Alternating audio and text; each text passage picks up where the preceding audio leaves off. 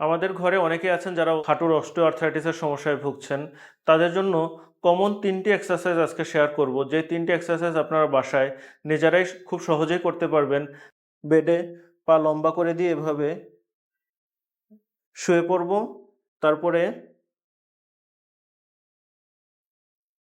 হাঁটুটাকে নিচের দিকে পুশ করে ধরে রাখবো ১০ সেকেন্ড। এভাবে মোট ১০ বার করব। হাঁটুর এমডব্লিউএম এক্সারসাইজ, আমরা একটি চেয়ারের উপরে পাটা এভাবে উঠে রাখবো। আমাদের ২ হাত হাঁটুর নিচে এবং উপরে ২ হাত দিয়ে এভাবে চাপ দিব, দিয়ে তারপর আস্তে আস্তে হাঁটুটাকে ভাঁজ করার চেষ্টা করব।